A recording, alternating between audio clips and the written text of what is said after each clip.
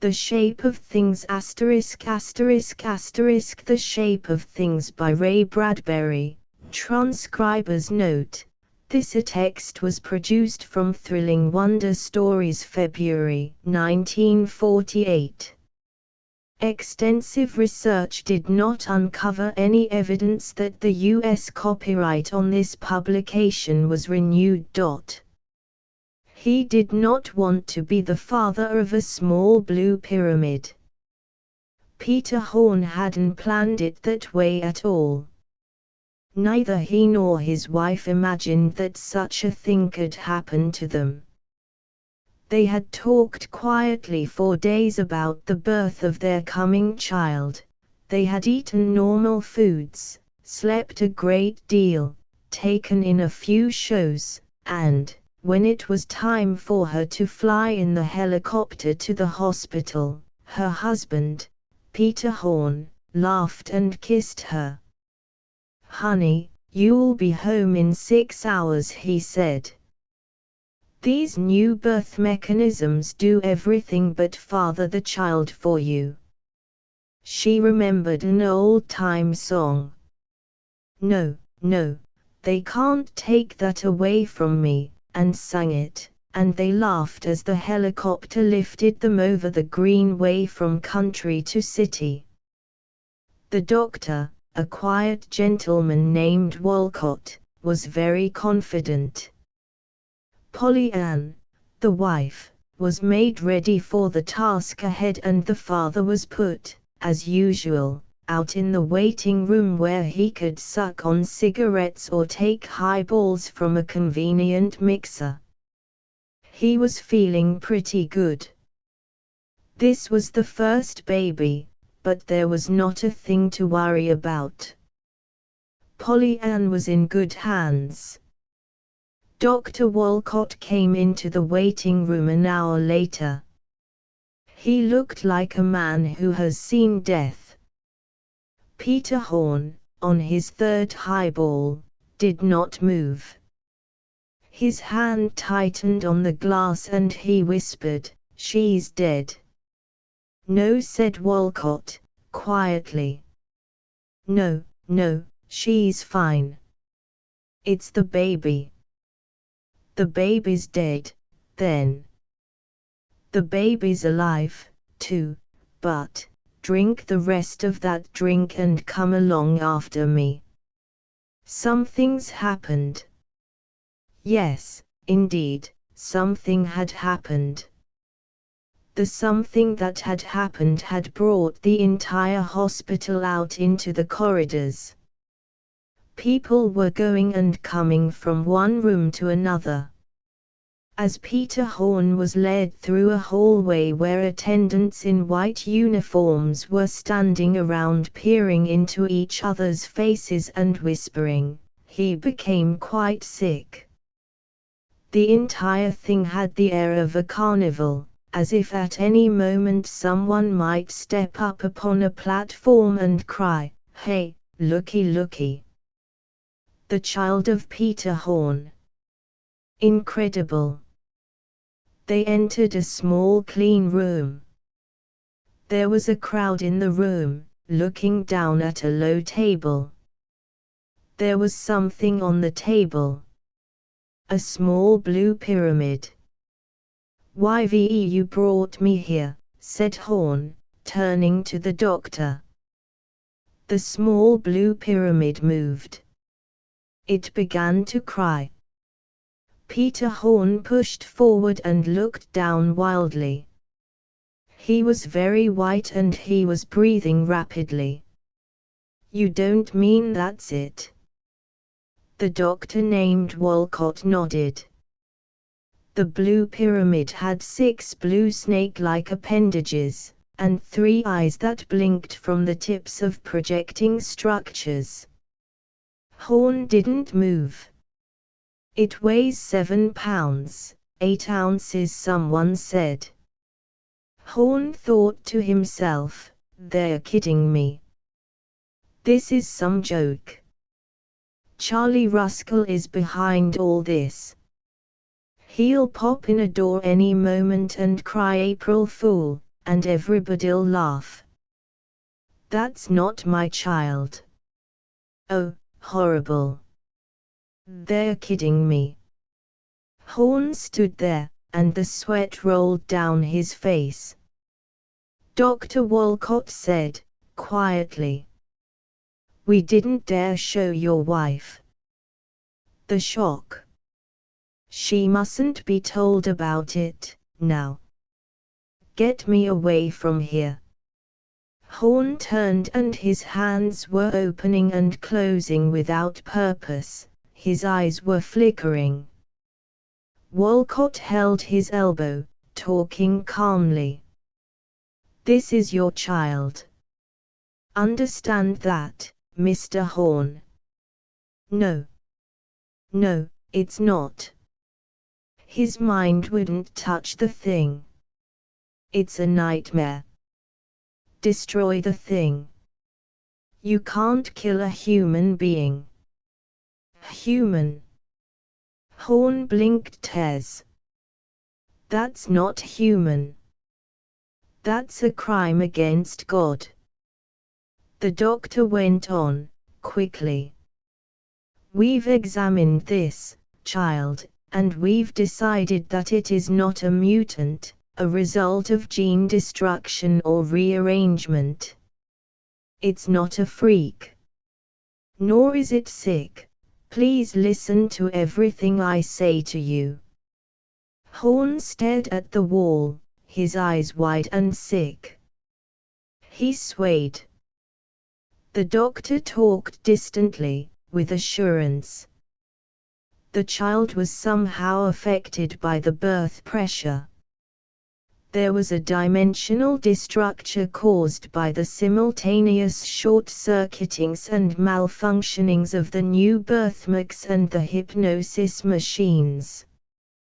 "Well, anyway," the doctor ended lamely, "your baby was born into another dimension." Horn did not even nod. He stood there, waiting. Dr. Walcott made it emphatic. "Your child is alive, well, and happy. It is lying there, on the table. But because it was born into another dimension, it has a shape alien to us. Our eyes, adjusted to a three-dimensional concept, cannot recognize it as a baby. But it is. Underneath that camouflage, the strange pyramidal shape and appendages, it is your child." Horn closed his mouth and shut his eyes and wanted to think. "Can I have a drink?" he asked. "Certainly," said Walcott. "Here." A drink was thrust into Horn's hands. "Now, let me just sit down somewhere a moment." Horn sank wearily into a chair. It was coming clear. Everything shifted slowly into place. It was his child, no matter what. He shuddered. No matter how horrible it looked, it was his first child. At last he looked up and tried to see the doctor. "What'll we tell Polly?" His voice was hardly a whisper. It was tired. "We'll work that out this morning, as soon as you feel up to it." "What happens after that? Is there any way to change it back?" "We'll try. That is, if you give us permission to try. After all, it's your child. You can do anything with him you want to do." "Him?" Horn laughed ironically, shutting his eyes. "How do you know it's a him?" He sank down into darkness. His ears roared. Walcott was visibly upset. "Why, that is, well, we don't know, for sure." Horn drank more of his drink. What if you can't change him back? I realize what a shock it is to you, Mr. Horn. If you can't bear to look upon the child, we'll be glad to raise him here, at the Institute, for you. Horn thought it over. Thanks. But he's still my kid. He still belongs to me and Polly. I'll raise him. I'll give him a home. Raise him like I'd raise any kid. Give him a normal home life. Try to learn to love him. Treat him right. His lips were numb, he couldn't think. You realize what a job you're taking on, Mr. Horn. This child can't be allowed to have normal playmates. Why, they'd pester it to death in no time. You know how children are. If you decide to raise the child at home, his life will be strictly regimented. He must never be seen by anyone. Is that clear? Yeah. Yeah, it's clear, Doc. Doc, is he okay mentally? Yes. We've tested his reactions. He's a fine healthy child as far as nervous response and such things go. I just wanted to be sure. Now, the only problem is Polly. Walcott frowned. I confess that one has me stumped. You know it is pretty hard on a woman to hear that her child has been born dead. But this, telling a woman she's given birth to something not recognizable as human. It's not as clean as death. There's too much chance for shock. And yet I must tell her the truth. A doctor gets nowhere by lying to his patient. Horn put his glass down. I don't want to lose Polly, too. I'd be prepared now, if you destroyed the child, to take it. But I don't want Polly killed by the shock of this whole thing. I think we may be able to change the child back. That's the point which makes me hesitate. If I thought the case was hopeless, I'd make out a certificate of euthanasia immediately. But it's at least worth a chance. Horn was very tired. He was shivering quietly, deeply. All right, doctor. It needs food, milk and love until you can fix it up. It's had a raw deal so far, no reason for it to go on getting a raw deal. When will we tell Polly? Tomorrow afternoon, when she wakes up. Horn got up and walked to the table, which was warmed by a soft illumination from overhead. The blue pyramid sat upon the table as Horn held out his hand. "Hello, baby," said Horn. The blue pyramid looked up at Horn with 3 bright blue eyes. It shifted a tiny blue tendril, touching Horn's fingers with it. Horn shivered. "Hello, baby." The doctor produced a special feeding bottle. "This is woman's milk. Here, baby." Baby looked upward through clearing mists. Baby saw the shapes moving over him and knew them to be friendly. Baby was newborn, but already alert, strangely alert. Baby was aware. There were moving objects above and around baby. 6 cubes of a gray-white color, bending down. 6 cubes with hexagonal appendages and 3 eyes to each cube. Then there were two other cubes coming from a distance over a crystalline plateau. One of the cubes was white. It had 3 eyes, too. There was something about this white cube that Baby liked. There was an attraction. Some relation. There was an odor to the white cube that reminded Baby of itself. Shrill sounds came from the 6 bending down gray-white cubes. Sounds of curiosity and wonder. It was like a kind of piccolo music, all playing at once. Now the 2 newly arrived cubes, the white cube and the gray cube, were whistling. After a while the white cube extended one of its hexagonal appendages to touch Baby.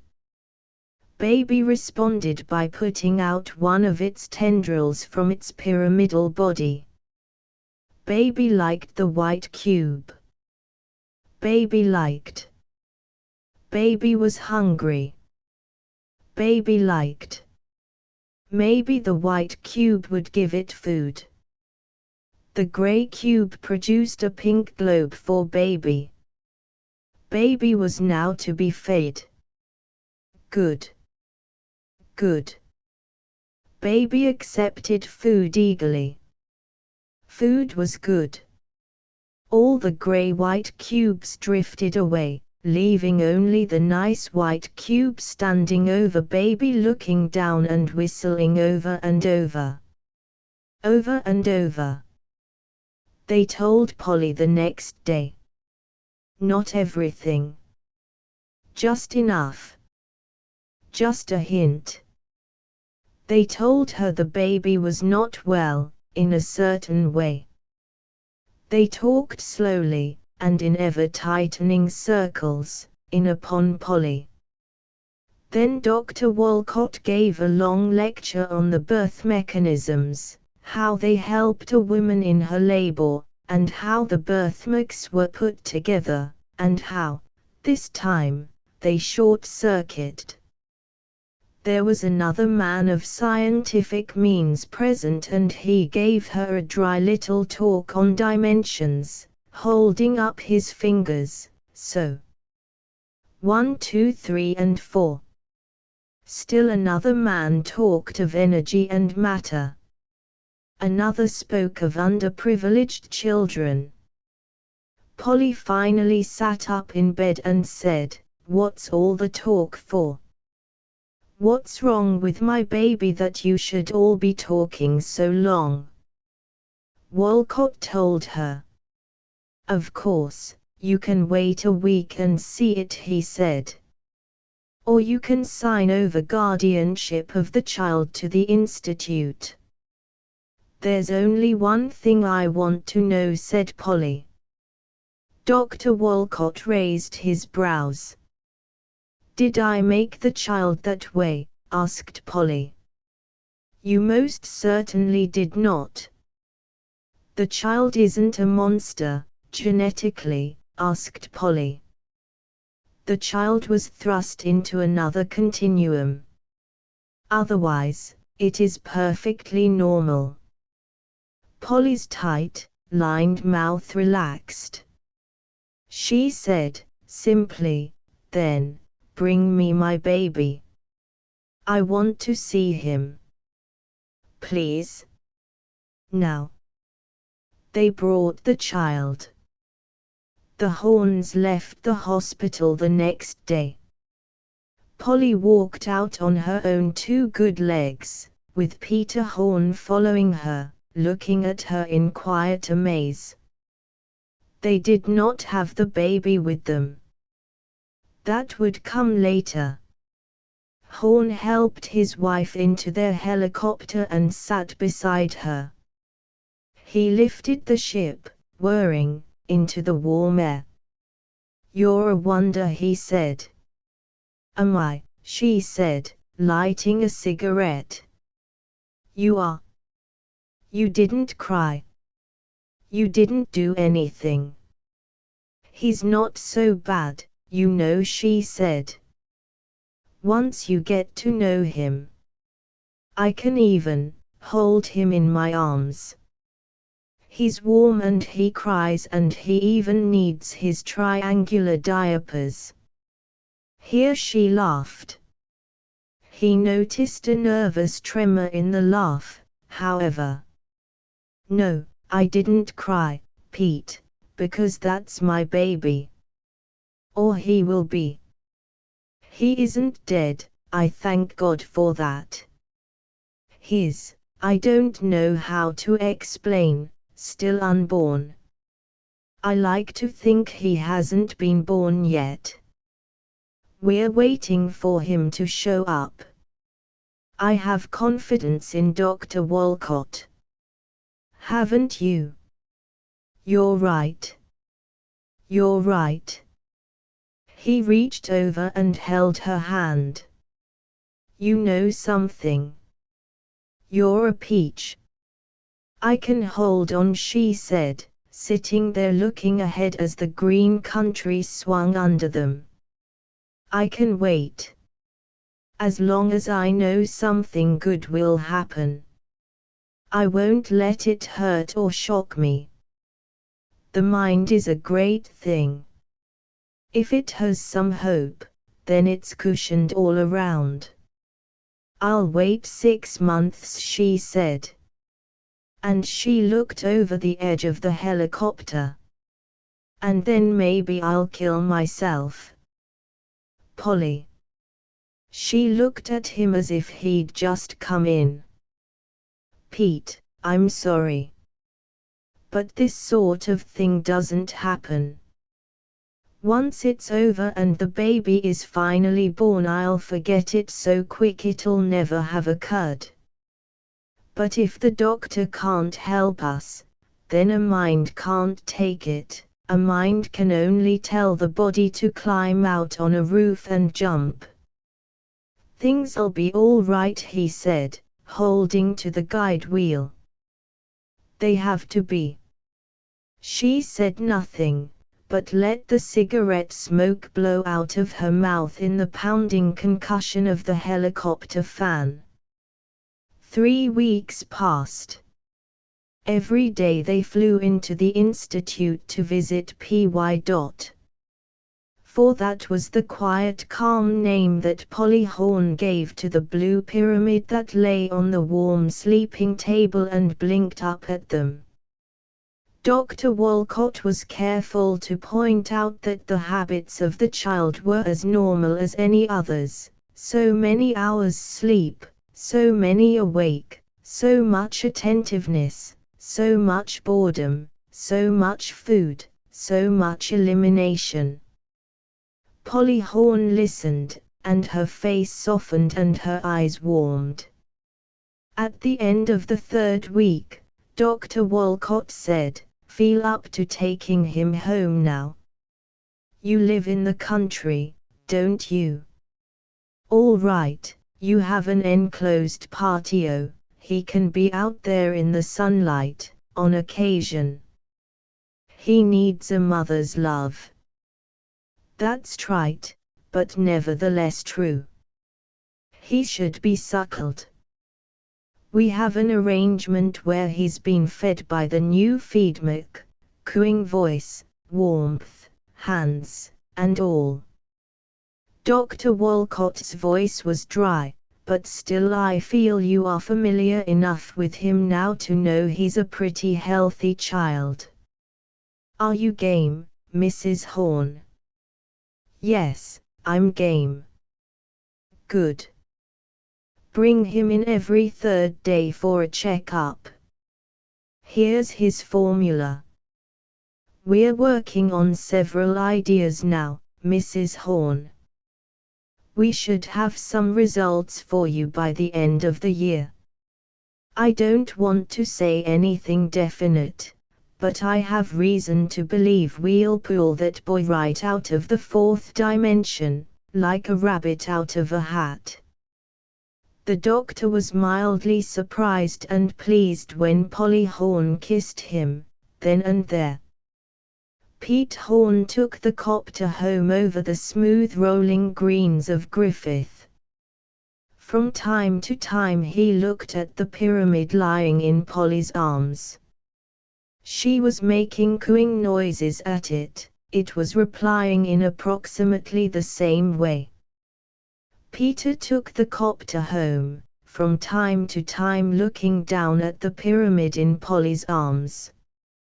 "I wonder," said Polly. "What? How do we look to it?" asked his wife. "I asked Walcott about that. He said we probably look funny to him, also. He's in one dimension, we're in another."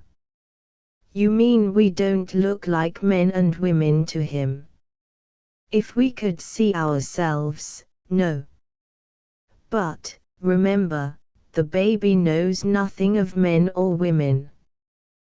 To the baby, whatever shape we're in, we are natural. It's accustomed to seeing us shaped like cubes or squares or pyramids, as it sees us from its separate dimension. The baby's had no other experience, no other norm with which to compare what it sees. We are its norm.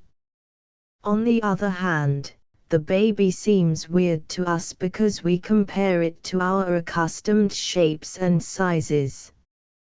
"Yes, I see. I see." Baby was conscious of movement. One white cube held him in warm appendages. Another white cube sat further over, within an oblong of purple. The oblong moved in the air over a vast bright plain of pyramids, hexagons, oblongs, pillars, bubbles and multicolored cubes. One white cube made a whistling noise. The other white cube replied with a whistling. The white cube that held him shifted about. Baby watched the two white cubes, and watched the fleeing world outside the traveling bubble. Baby felt sleepy. Baby closed his eyes, settled his pyramidal youngness upon the lap of the white cube, and made faint little noises. "He's asleep," said Polly Horne. Summer came. Peter Horne himself was busy with his export-import business. But he made certain he was home every night. Polly was all right during the day, but, at night, when she had to be alone with the child, she got to smoking too much, and one night he found her passed out on the davenport, an empty sherry bottle on the table beside her. From then on, he took care of the child himself, nights. When it cried, it made a weird whistling noise, like some jungle animal lost and wailing. It wasn't the sound of a baby. Peter Horne had the nursery soundproofed. "So your wife won't hear your baby crying?" asked the workman. "Yes," said Pete Horne. "So she won't hear." They had few visitors. They were afraid that by some accident or other someone might stumble on Py, dear sweet pyramidal little Py. "What's that noise?" asked a visitor one evening, over his cocktail. "Sounds like some sort of bird." "You didn't tell me you had an aviary, Peter." "Oh, yes," said Horne, going and closing the nursery door. "Have another drink. Let's get drunk, everybody." It was like having a dog or a cat in the house. At least that's how Polly looked upon it. Pete Horne watched her and observed exactly how she talked and petted the small Py. It was Py this and Py that, but somehow with some reserve, and sometimes she would look around the room and touch herself, and her hands would clench, and she would look lost and afraid, as if she were waiting for someone to arrive. In September, Polly reported to Pete, "He can say Daddy." "Yes, he can. Come on, Py. Say, Daddy." She held the blue warm pyramid up. Wheelie whistled the little warm blue pyramid. "Daddy," repeated Polly. Wheelie whistled the pyramid. "For heaven's sake, cut it out," shouted Pete Horn. He took the child from her and put it in the nursery, where it whistled over and over that name, that name, that name. Whistled, whistled. Horn came out and got himself a stiff drink.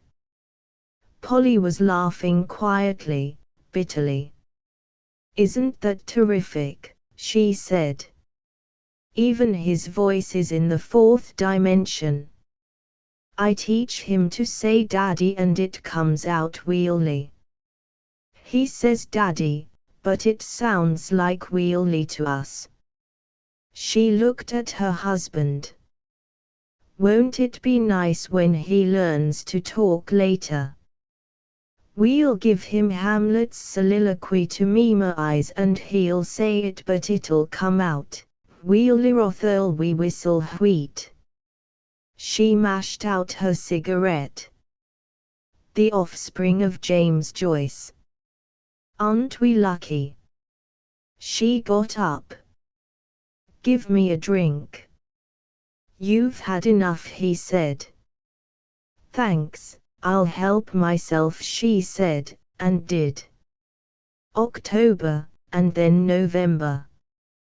Py was learning to talk now. He whistled and squealed and made a bell-like tone when he was hungry.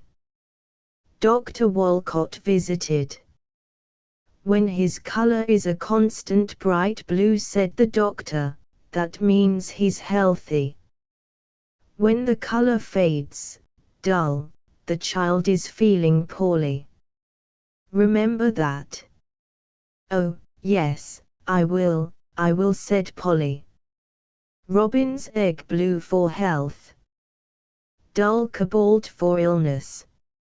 "Young lady," said Walcott, "you'd better take a couple of these pills and come see me tomorrow for a little chat. I don't like the way you're talking. Stick out your tongue. Ahem. Give me your wrist. Pulse bad. Your eyes, now.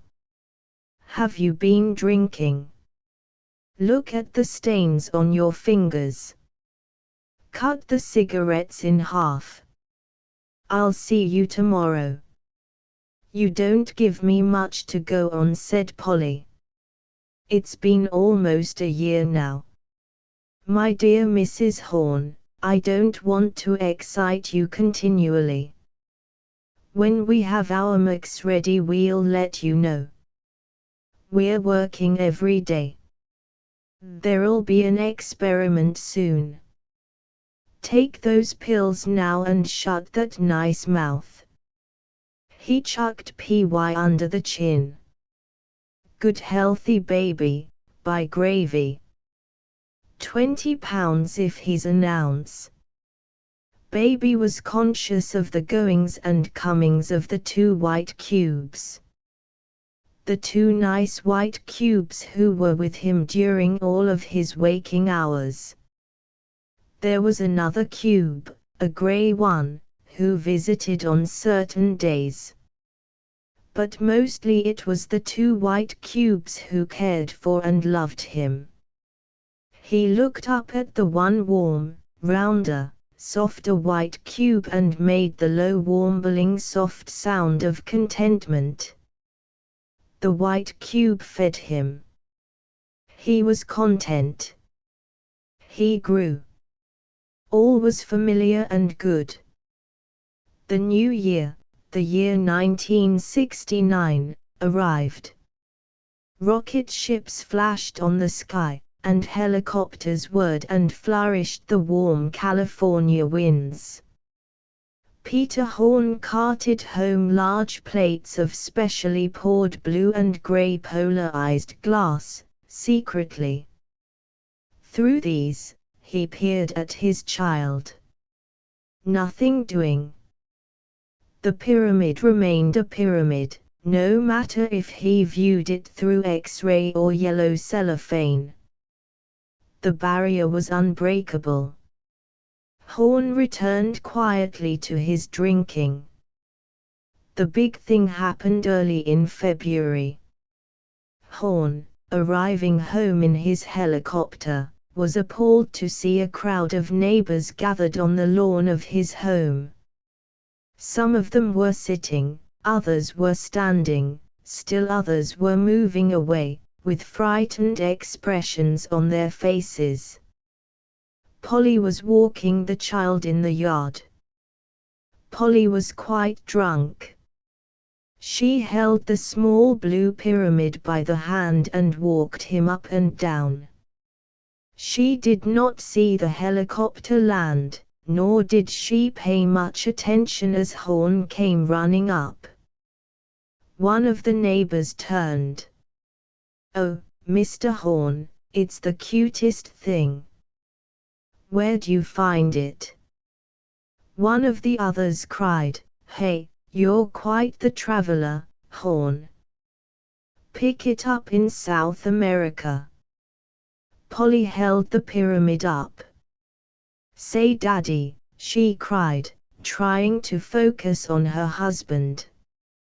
"Wheelie," cried the pyramid. "Polly," shouted Peter Horn, and strode forward. "He's friendly as a dog or a cat," said Polly, staggering along, taking the child with her. She laughed at the neighbors. "Oh, no, he's not dangerous."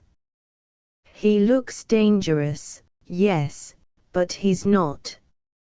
He's friendly as a baby. My husband brought him from Afghanistan the other day. Has anybody got a drink?" The neighbors began to move off when Peter Horn glared at them. "Come back." Polly waved at them. "Come back. Don't you want to see my baby? Don't you?" "Yes, he's my child, my very own. Isn't he simply beautiful?" He slapped her face. "My baby," she said, brokenly. He slapped her again and again until she quit saying it and collapsed. He picked her up and took her into the house. Then he came out and took PY in, and then he sat down and phoned the institute. "Dr. Walcott. This is Horn. You'd better get your stuff ready for the experiment. It's tonight or not at all." There was a hesitation. Finally, Walcott sighed. "All right. Bring your wife and the child. We'll try to have things in shape." They hung up. Horn sat there studying the pyramid. The neighbors thought he was the cutest pet, said his wife, lying on the couch, her eyes shut, her lips trembling. The institute hall smelled clean, neat, sterile. Dr. Walcott walked along it, followed by Peter Horn and his wife Polly, who was holding PY in her arms. They turned in at a doorway and stood in a large room. In the center of the room were two tables with large black hoods suspended over them. Behind the tables were a number of machines with dials and levers on them. There was the faintest perceptible hum in the room. Pete Horn looked at Polly for a moment. Walcott gave her a glass of liquid. "Drink this," She drank it. Now. Sit down. They both sat. The doctor put his hands together and looked at them for a moment. I want to tell you what I've been doing in the last few months, he said. I've tried to bring the baby out of the dimension, fourth, fifth, or sixth, that it is in.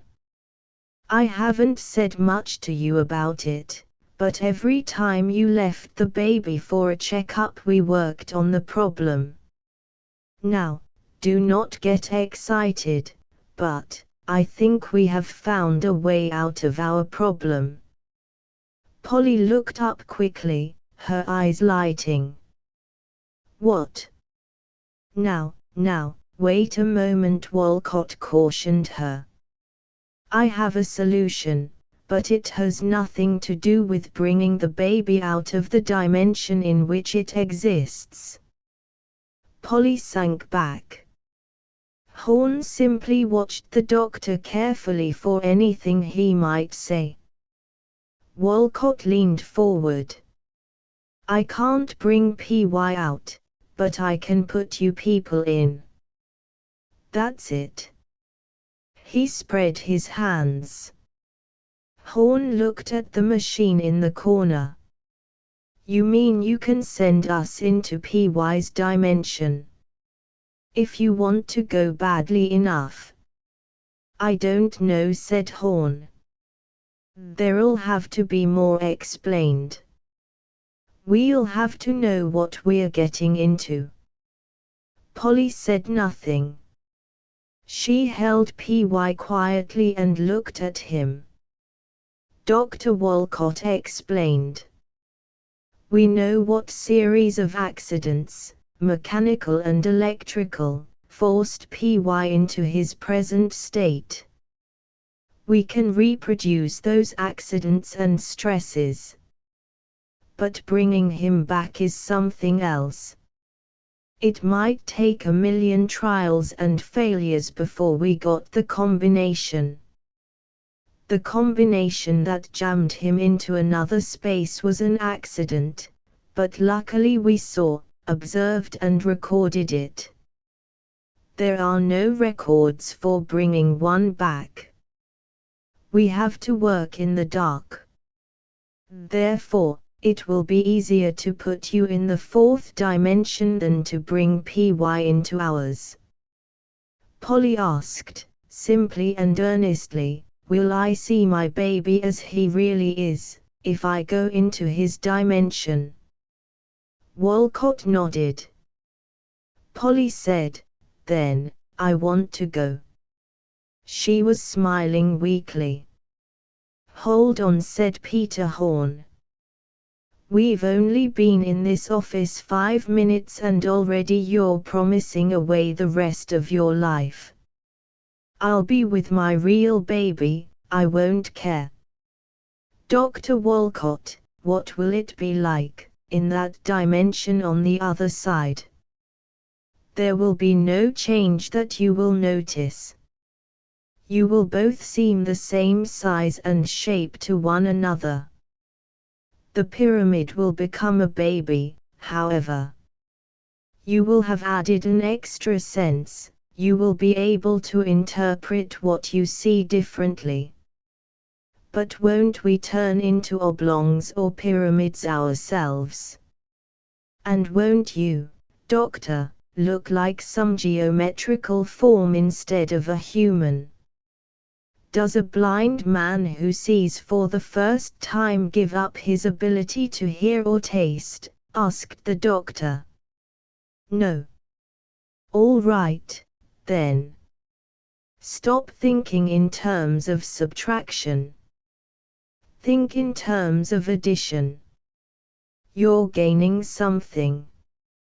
You lose nothing. You know what a human looks like, which is an advantage PY doesn't have, looking out from his dimension. When you arrive over there you can see Dr. Walcott as both things, a geometrical abstract or a human, as you choose. It will probably make quite a philosopher out of you. There's one other thing, however.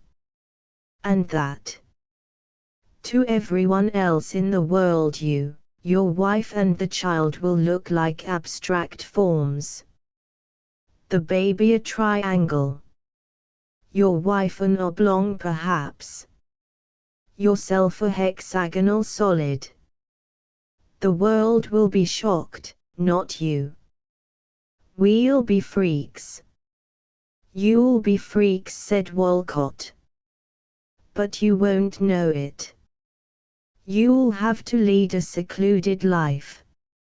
Until you find a way to bring all three of us out together. That's right. Until then. It may be 10 years, 20. I won't recommend it to you. You may both develop psychosis as a result of feeling apart, different. If there's anything paranoid in you, it'll come out. It's up to you, naturally. Peter Horn looked at his wife. She looked back gravely. We'll go, said Peter Horn. Into PY's dimension, said Walcott. Into PY's dimension, said Peter Horn, quietly. They stood up from their chairs. We'll lose no other sense, you're certain, Doctor? Hearing or talking? Will you be able to understand us when we talk to you? PY's talk is incomprehensible, just whistles. PY talks that way because that's what he thinks we sound like when our talk comes through the dimensions to him. He imitates the sound. When you are over there and talk to me, you'll be talking perfect English, because you know how.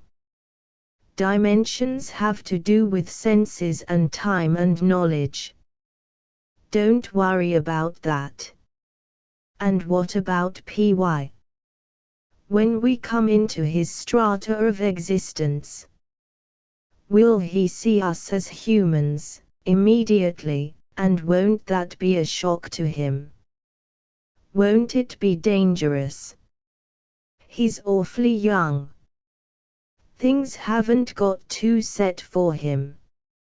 There'll be a slight shock, but your odors will be the same, and your voices will have the same timbre and pitch, and you'll be just as warm and loving, which is most important of all. You'll get on with him well. Horn scratched his head slowly. This seems such a long way around to where we want to go. He sighed. I wish we could have another kid and forget all about this one. This baby is the one that counts. I dare say Polly here wouldn't want any other, would you, Polly? Besides, she can't have another. I didn't say anything before, but her first was her last. It's either this baby or none at all. This baby, said Polly. Walcott gave Peter Horn a meaningful look.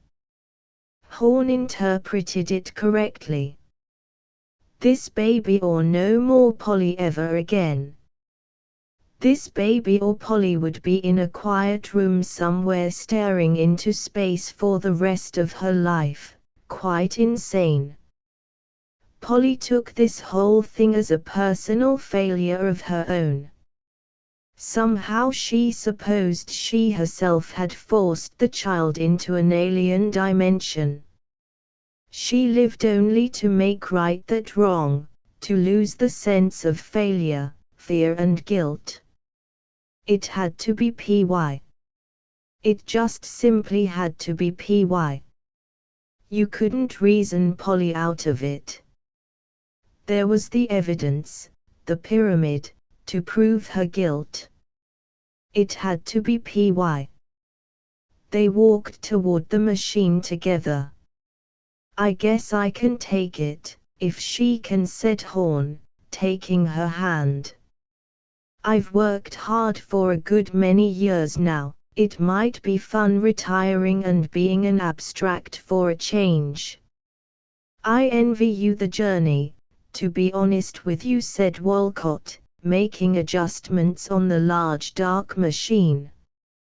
I don't mind telling you that as a result of your being over there you may very well write a volume of philosophy that will set Dewey, Bergson, Hegel or any of the others on their ears. I might come over to visit you one day. You'll be welcome. What do we need for the trip? Nothing. Just lie on these tables and be still.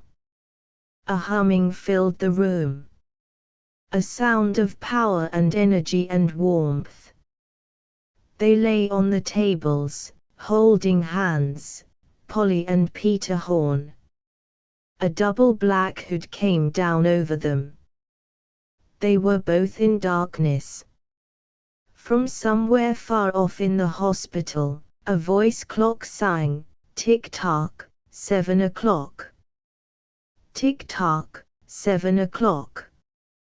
Fading away in a little soft gong. The low humming grew louder. The machine glittered with hidden, shifting, compressed power. Will we be killed? Is there any chance of that? Cried Peter Horn. No, none. The power screamed. The very atoms of the room divided against each other, into alien and enemy camps. The two sides fought for supremacy. Horn opened his mouth to shout as he felt his insides becoming pyramidal, oblong with the terrific electrical wrestlings in the air. He felt a pulling, sucking, demanding power clawing at his body. Walcott was on the right track, by heavens. The power yearned and nuzzled and pressed through the room. The dimensions of the black hood over his body were stretched, pulled into wild planes of incomprehension. Sweat, pouring down Horn's face, seemed more than sweat, it seemed a dimensional essence. He felt his body webbed into a dimensional vortex, wrenched, flung, jabbed, suddenly caught and heated so it seemed to melt like running wax. A clicking sliding noise. Horn thought swiftly, but calmly. How will it be in the future with Polly and I and PY at home and people coming over for a cocktail party? How will it be? Suddenly he knew how it would be and the thought of it filled him with a great awe and a sense of credulous faith and time. They would live in the same white house on the same quiet green hill, with a high fence around it to keep out the merely curious.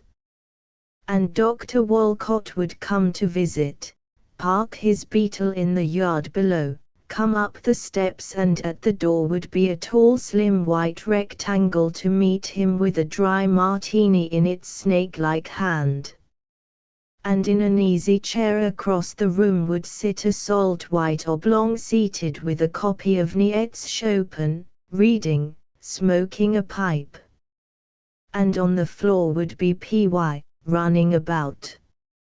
And there would be talk and more friends would come in and the white oblong and the white rectangle would laugh and joke and offer little finger sandwiches and more drinks and it would be a good evening of talk and laughter.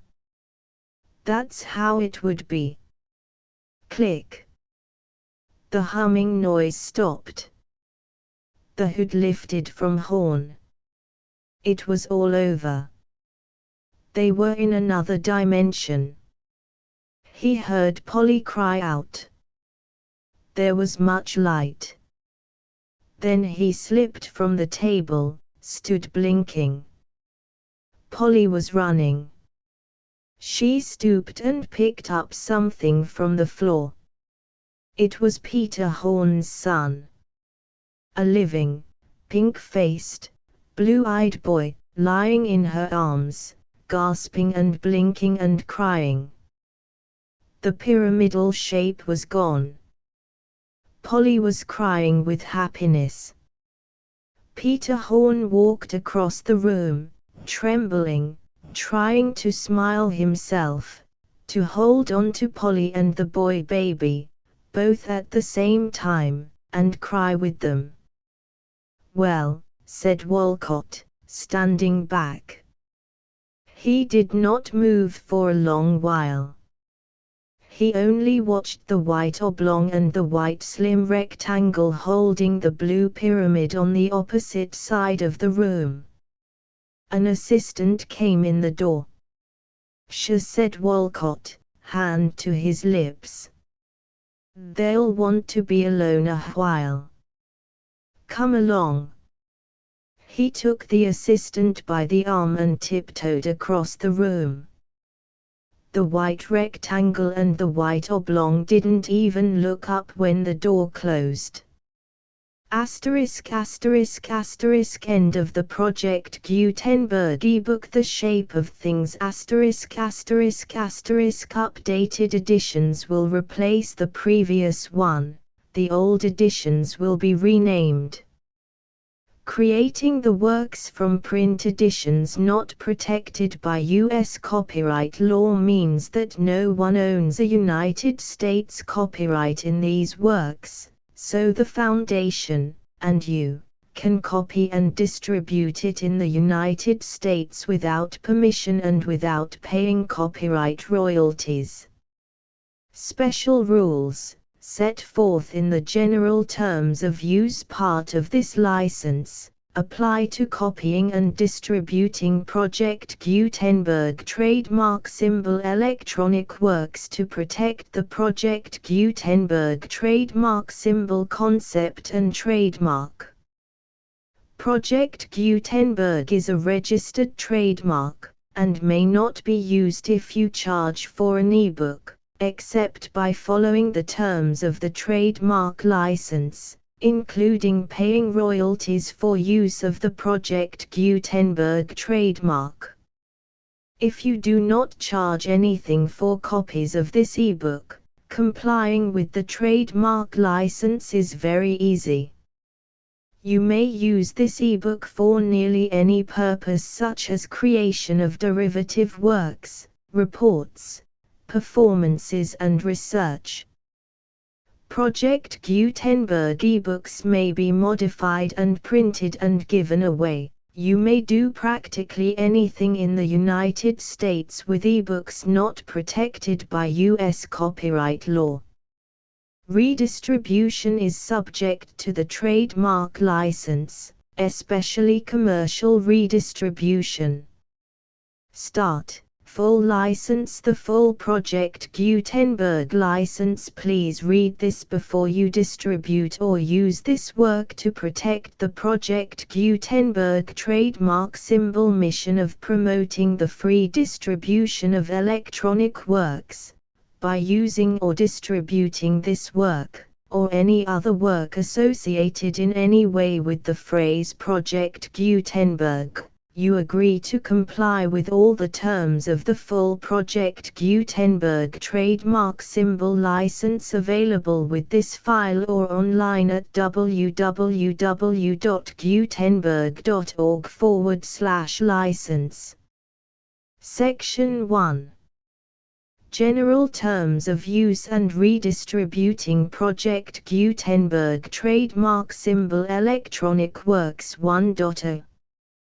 By reading or using any part of this Project Gutenberg trademark symbol electronic work, you indicate that you have read, understand, agree to and accept all the terms of this license and intellectual property, trademark/copyright, agreement.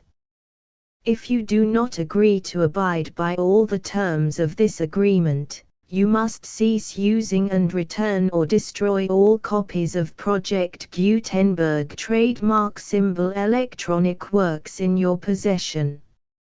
If you paid a fee for obtaining a copy of or access to a Project Gutenberg trademark symbol electronic work and you do not agree to be bound by the terms of this agreement, you may obtain a refund from the person or entity to whom you paid the fee as set forth in paragraph 1.e.8. 1.b Project Gutenberg is a registered trademark. It may only be used on or associated in any way with an electronic work by people who agree to be bound by the terms of this agreement. There are a few things that you can do with most Project Gutenberg trademark symbol electronic works even without complying with the full terms of this agreement. See paragraph 1.c below. There are a lot of things you can do with Project Gutenberg trademark symbol electronic works if you follow the terms of this agreement and help preserve free future access to Project Gutenberg trademark symbol electronic works. See paragraph 1.e below. 1.c. The Project Gutenberg Literary Archive Foundation, the Foundation or PGLAF, owns a compilation copyright in the collection of Project Gutenberg trademark symbol electronic works. Nearly all the individual works in the collection are in the public domain in the United States. If an individual work is unprotected by copyright law in the United States and you are located in the United States, we do not claim a right to prevent you from copying, distributing, performing, displaying or creating derivative works based on the work as long as all references to Project Gutenberg are removed. Of course, we hope that you will support the Project Gutenberg trademark symbol mission of promoting free access to electronic works by freely sharing Project Gutenberg trademark symbol works in compliance with the terms of this agreement for keeping the Project Gutenberg trademark symbol name associated with the work. You can easily comply with the terms of this agreement by keeping this work in the same format with its attached full Project Gutenberg trademark symbol license when you share it without charge with others. 1.d. The copyright laws of the place where you are located also govern what you can do with this work. Copyright laws in most countries are in a constant state of change. If you are outside the United States, check the laws of your country in addition to the terms of this agreement before downloading, copying, displaying, performing, distributing or creating derivative works based on this work or any other Project Gutenberg trademark symbol work. The Foundation makes no representations concerning the copyright status of any work in any country other than the United States. 1.e Unless you have removed all references to Project Gutenberg, 1.e.1.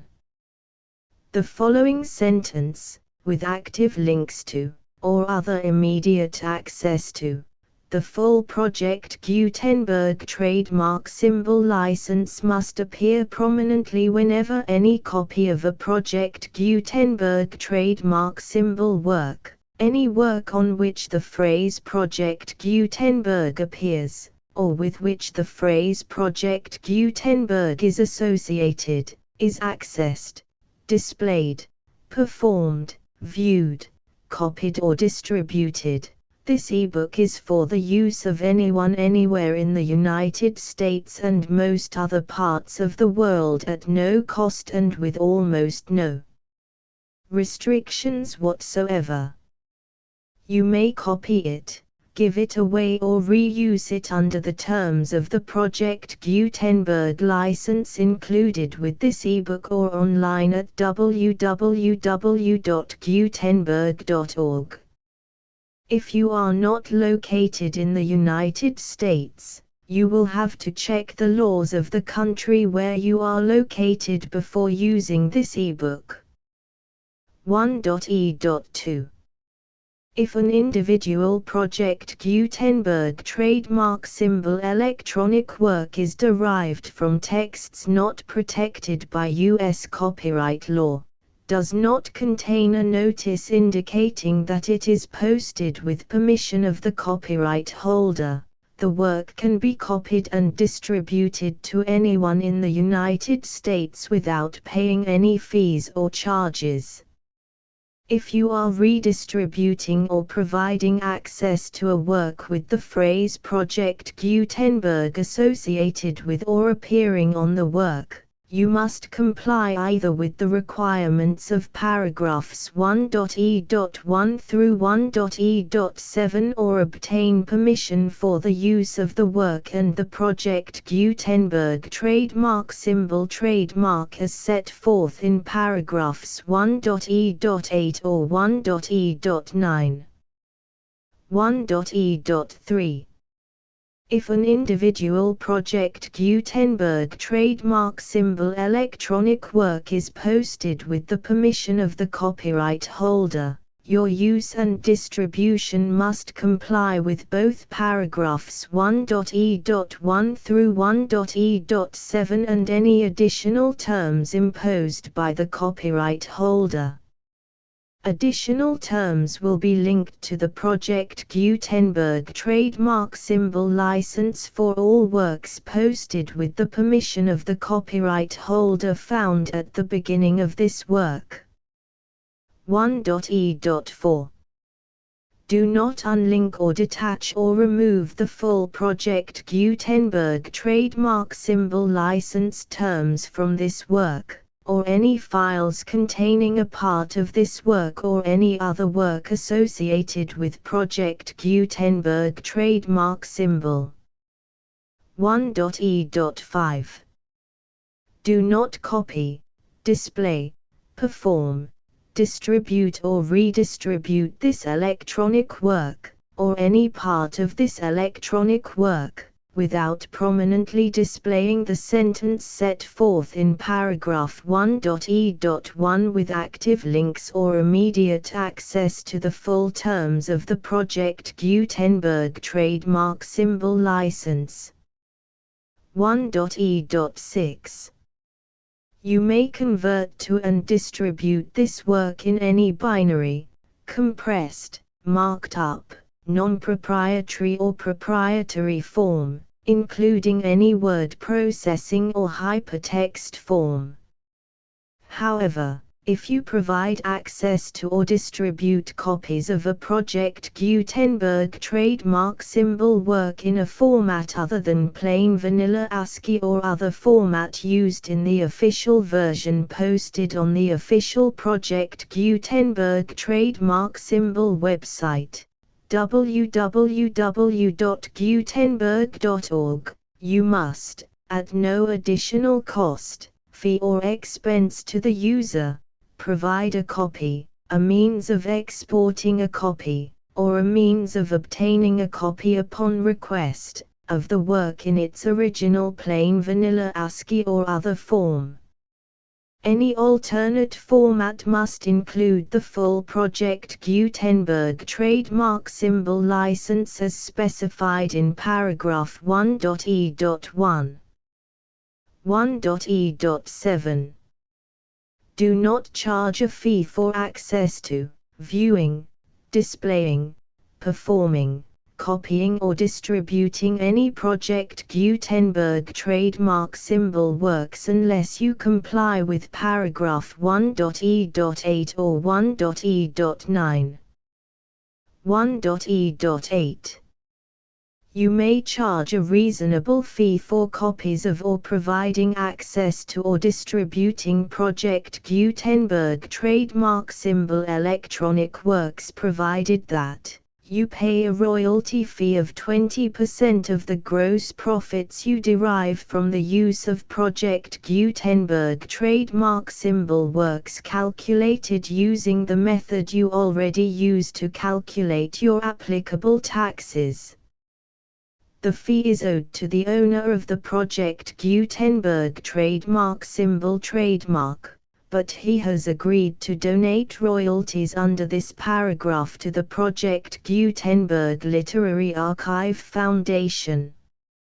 Royalty payments must be paid within 60 days following each date on which you prepare, or are legally required to prepare, your periodic tax returns. Royalty payments should be clearly marked as such and sent to the Project Gutenberg Literary Archive Foundation at the address specified in Section 4. Information about donations to the Project Gutenberg Literary Archive Foundation. You provide a full refund of any money paid by a user who notifies you in writing, or by email, within 30 days of receipt that he does not agree to the terms of the full Project Gutenberg trademark symbol license. You must require such a user to return or destroy all copies of the works possessed in a physical medium and discontinue all use of and all access to other copies of Project Gutenberg trademark symbol works. You provide, in accordance with paragraph 1.f.3, a full refund of any money paid for a work or a replacement copy, if a defect in the electronic work is discovered and reported to you within 90 days of receipt of the work. You comply with all other terms of this agreement for free distribution of Project Gutenberg trademark symbol works. 1.e.9. If you wish to charge a fee or distribute a Project Gutenberg trademark symbol electronic work or group of works on different terms than are set forth in this agreement, you must obtain permission in writing from the Project Gutenberg Literary Archive Foundation, the manager of the Project Gutenberg trademark symbol trademark. Contact the Foundation as set forth in Section 3 below.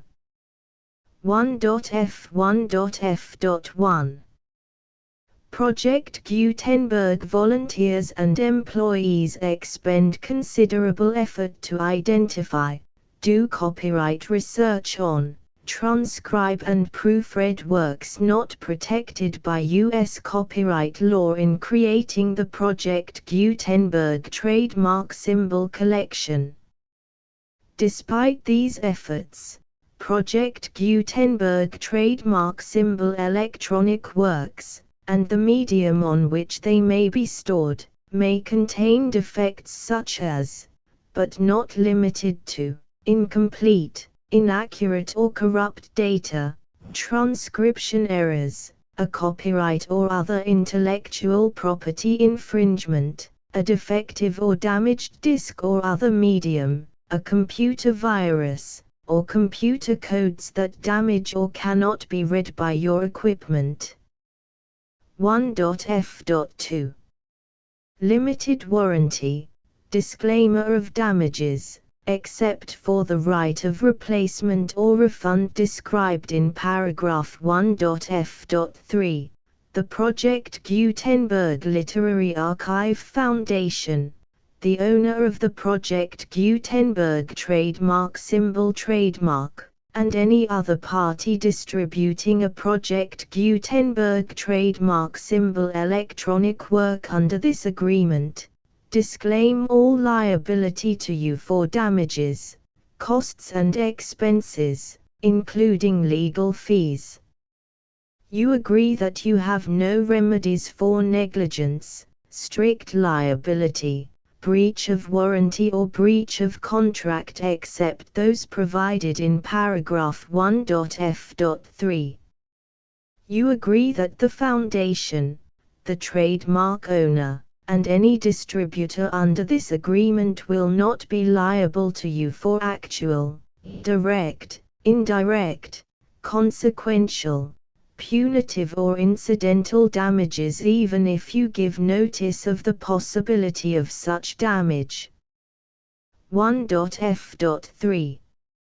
Limited right of replacement or refund. If you discover a defect in this electronic work within 90 days of receiving it, you can receive a refund of the money, if any, you paid for it by sending a written explanation to the person you received the work from. If you received the work on a physical medium, you must return the medium with your written explanation. The person or entity that provided you with the defective work may elect to provide a replacement copy in lieu of a refund. If you received the work electronically, the person or entity providing it to you may choose to give you a second opportunity to receive the work electronically in lieu of a refund. If the second copy is also defective, you may demand a refund in writing without further opportunities to fix the problem. 1.f.4. Except for the limited right of replacement or refund set forth in paragraph 1.f.3, this work is provided to you as is, with no other warranties of any kind, express or implied, including but not limited to warranties of merchantability or fitness for any purpose. 1.f.5. Some states do not allow disclaimers of certain implied warranties or the exclusion or limitation of certain types of damages. If any disclaimer or limitation set forth in this agreement violates the law of the state applicable to this agreement, the agreement shall be interpreted to make the maximum disclaimer or limitation permitted by the applicable state law. The invalidity or unenforceability of any provision of this agreement shall not void the remaining provisions. 1.f.6. Indemnity. You agree to indemnify and hold the foundation, the trademark owner, any agent or employee of the foundation, anyone providing copies of Project Gutenberg trademark symbol electronic works in accordance with this agreement, and any volunteers associated with the production, promotion and distribution of Project Gutenberg trademark symbol electronic works, harmless from all liability, costs and expenses, including legal fees, that arise directly or indirectly from any of the following which you do or cause to occur. A. Distribution of this or any Project Gutenberg trademark symbol work. B. Alteration, modification, or additions or deletions to any Project Gutenberg trademark symbol work, and C. Any defect you cause. Section 2. Information about the mission of Project Gutenberg trademark symbol. Project Gutenberg trademark symbol is synonymous with the free distribution of electronic works in formats readable by the widest variety of computers, including obsolete, old, middle-aged and new computers. It exists because of the efforts of hundreds of volunteers and donations from people in all walks of life.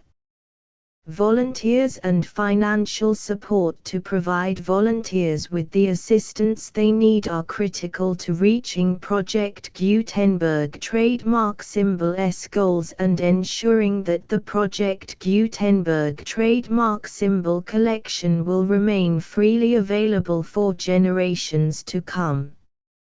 In 2001, the Project Gutenberg Literary Archive Foundation was created to provide a secure and permanent future for Project Gutenberg trademark symbol and future generations.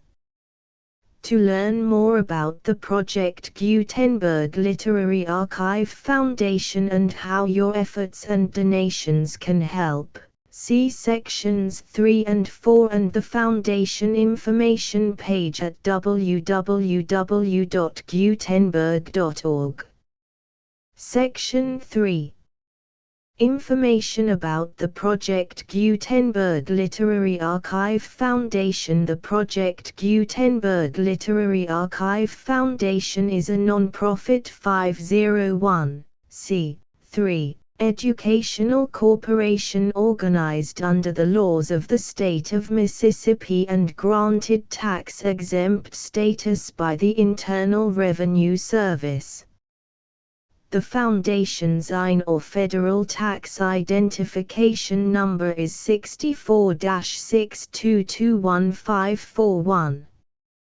Contributions to the Project Gutenberg Literary Archive Foundation are tax-deductible to the full extent permitted by U.S. federal laws and your state's laws. The Foundation's business office is located at 809 North 1500 West, Salt Lake City, UT 84116, 801-596-1887. Email contact links and up-to-date contact information can be found at the Foundation's website and official page at www.gutenberg.org/contact section 4. Information about donations to the Project Gutenberg Literary Archive Foundation. Project Gutenberg trademark symbol depends upon and cannot survive without widespread public support and donations to carry out its mission of increasing the number of public domain and licensed works that can be freely distributed in machine-readable form accessible by the widest array of equipment including outdated equipment. Many small donations, $1 to $5,000, are particularly important to maintaining tax-exempt status with the IRS. The Foundation is committed to complying with the laws regulating charities and charitable donations in all 50 states of the United States. Compliance requirements are not uniform and it takes a considerable effort, much paperwork and many fees to meet and keep up with these requirements. We do not solicit donations in locations where we have not received written confirmation of compliance. To send donations or determine the status of compliance for any particular state, visit www.gutenberg.org/donate. While we cannot and do not solicit contributions from states where we have not met the solicitation requirements, we know of no prohibition against accepting unsolicited donations from donors in such states who approach us with offers to donate. International donations are gratefully accepted, but we cannot make any statements concerning tax treatment of donations received from outside the United States. U.S. laws alone swamp our small staff.